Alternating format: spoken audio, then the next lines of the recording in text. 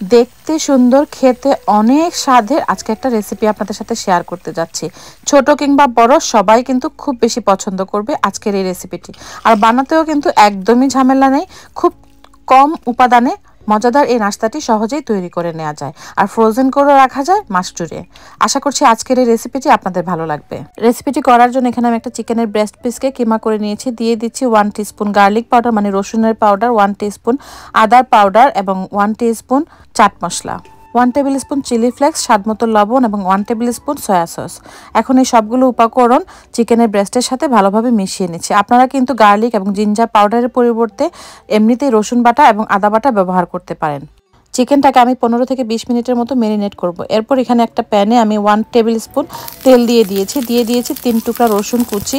রসুনটাকে এভাবে একটু সটে করে নিয়ে দিয়ে দিচ্ছি সেই যে চিকেন ম্যারিনেট করা চিকেনটা, মানে চিকেনের কিমাগুলো এভাবে দিয়ে স্প্যাচুলা দিয়ে নেড়ে দিতে হবে, কারণ যেহেতু এটা চিকেন কিমা তাই জমাট যেন বেঁধে না থাকে, তাই এভাবে নেড়ে নেড়ে সবগুলো কিমাকে ভেঙে দিতে হবে। কিমাগুলোকে তেলের সাথে ভালোভাবে এভাবে নেড়ে মিশিয়ে নেওয়ার পর এখানে আমি দিয়ে দিচ্ছি মটরশুঁটি। আমি আজকে ফ্রোজেন মটরশুঁটিটা ব্যবহার করছি। আপনারা চাইলে অবশ্যই ফ্রেশ মটরশুঁটি ব্যবহার করতে পারেন বা এটা ফ্রোজেন মটরশুঁটিকে ডিফ্রোস্ট করেও দিতে পারেন। আমার হাতে সময় কম ছিল বলে আমি সরাসরি ফ্রিজ থেকে বের করেই কিন্তু মটরশুঁটিটা দিয়ে দিয়েছি। আর এই যে মটরশুঁটিটা কিন্তু গলেও গিয়েছে। মটরশুঁটিটা যখন এভাবে চিকেনের সাথে ভালোভাবে মেশানো হয়ে যাবে দিয়ে দিচ্ছি 1 কাপ পেঁয়াজ কুচি। পেঁয়াজটা আমি পরে দিচ্ছি যেন পেঁয়াজগুলো একটু আস্ত আস্ত থাকে, তাই এই পেঁয়াজটা আমি সবার লাস্টে অ্যাড করছি। পেঁয়াজগুলোকে চিকেনের সাথে ভালোভাবে নেড়ে মিশিয়ে নেওয়ার পর এখানে আমি 1 টেবিল স্পুন পিৎজা সস দিয়ে দিচ্ছি। আপনারা পিৎজা সসের পরিবর্তে কিন্তু কেচাপও দিতে পারেন, তবে পিৎজা সস দিলে এই নাস্তাটা বেশি মজা হয়। সসটা দিয়ে নেড়ে মিশিয়ে নিয়ে এখন আমরা চিকেনের কিমাটাকে ঠান্ডা হতে দেব। আর ঠান্ডা হয়ে যাওয়ার পর এখানে আমি 2 টেবিল স্পুন মেয়োনেজ নিয়ে নিচ্ছি, আর মেয়োনেজটাকেও এই মিক্সারের সাথে ভালোভাবে মিশিয়ে নিচ্ছি, মানে এই চিকেন কিমাগুলোর সাথে মেয়োনেজগুলোকে মিশিয়ে এক সাইডে রেখে দিচ্ছি। এখন আমরা একটা ব্যাটার তৈরি করে নেব, মানে ময়দা দিয়ে একটা ব্যাটার তৈরি করে নিচ্ছি। আর এটা একটা পাতলা ব্যাটার তৈরি করব। এখানে আমি ময়দা নিয়েছি আধা কাপের মতো, আধা কাপের মধ্যে পানি দিয়ে এভাবে নেড়ে নেড়ে ময়দা দিয়ে একটা ব্যাটার তৈরি করে নিচ্ছি। এই ব্যাটারটা খুবই পাতলা একটা ব্যাটার হবে, খুব বেশি ঘন না, কিন্তু আপনারা নিশ্চয়ই থিকনেসটা দেখেই বুঝতে পারছেন। নিয়ে এখানে ব্রেডের 4-5টা এভাবে কেটে নিচ্ছি। আর এই পাশগুলো কিন্তু আমি ফেলে দেব না, এই কেটে নেওয়া অংশগুলো দিয়ে আপনারা কিন্তু খুব সুন্দর করে ব্রেড ক্রাম তৈরি করে নিতে পারেন। আর এই যে ব্রেডটাকে আমি এভাবে 4 কোণা করে একটা শেপ দিয়ে নিয়েছি, আর এই 4 কোণা শেপের অনুপাত অনুযায়ী আমি বাকি ব্রেডগুলোও কিন্তু কেটে নিচ্ছি। একটা নাস্তা তৈরি করার জন্য এরকম ব্রেডের আমাদের 2 টুকরো লাগবে, তাই এভাবে একে একে একটার উপরে আরেকটা ব্রেড বসিয়ে এভাবে টুকরো করে নিচ্ছি। আর এই যে 2 টুকরো দিয়ে একটা নাস্তা তৈরি হয়ে যাবে। তো এইভাবে আমি একে একে সবগুলো ব্রেড কিন্তু কেটে নিচ্ছি। আপনারা দেখে নিশ্চয়ই বুঝতে পারছেন যে আমি কিভাবে এই কাটটা করছি। একটার উপরে আরেকটা বসিয়ে নিচ্ছি, এতে করে যেন সবগুলো সমান হয়। নাস্তাটা তৈরি করার জন্য এরকম ললিপপের স্টিক বা এই যে আমি কাঠের স্টিক নিয়েছি, এরকম স্টিকের প্রয়োজন পড়বে।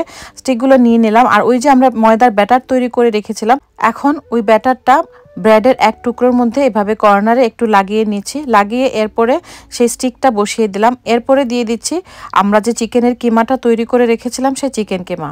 উপর থেকে কিছু মজারেলা চিজ দিয়ে দিচ্ছি। এরপর আমরা ব্রেডের আরেক টুকরা নিব, আরেক টুকরোর মধ্যে এভাবে চারপাশে সেই ময়দার ব্যাটারটা বা ফ্লেয়ারটা ব্রাশ করে লাগিয়ে নিচ্ছি। চারদিকে ভালোভাবে লাগাচ্ছি যেন ভেতরের যে চিকেন কিমা বা পুর দিয়েছি সেটা যেন বের হয়ে না আসে। এরপর এভাবে দেখুন আমি ব্রেডের উপরে চেপে চেপে 4-5টা সিল করে দিচ্ছি। আপনারা দেখে নিশ্চয়ই বুঝতে পারছেন। এই যে তৈরি হয়ে গিয়েছে ব্রেড পিৎজা ললি।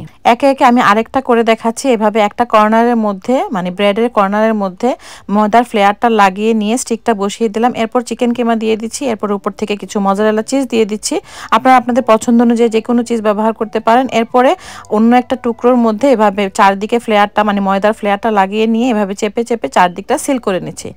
আর এখন চলে যাব এটাকে আমরা ব্যাটারে মানে কোট করার জন্য। আর এই কোট করার জন্য ময়দার যে ফ্লেয়ারটা তৈরি করেছিলাম সেই ফ্লেয়ারের মধ্যেই এই পিৎজাটাকে, মানে ব্রেডটাকে কোট করে নিয়ে ব্রেড ক্রামের মধ্যে দিয়ে এভাবে ঢেকে দিচ্ছি। আর এই ব্রেড ক্রামটা কিন্তু আমি বাসায় তৈরি করেছিলাম, ইচ্ছে করেই আমি একটু বড় করে রেখেছি যেন এই পিৎজাটার মধ্যে এই বড় ব্রেড ক্রামটাই কিন্তু বেশি দেখতে সুন্দর লাগে। একে একে আমি সবগুলো নাস্তাকে এভাবে ব্রেড ক্রামের মধ্যে কোট করে নিচ্ছি। আর এভাবে ব্রেড ক্রামে কোট করে নেওয়ার পর আপনারা কিন্তু এই নাস্তাটাকে ফ্রিজে সংরক্ষণ করে রাখতে পারেন 1 থেকে 1.5 মাস পর্যন্ত।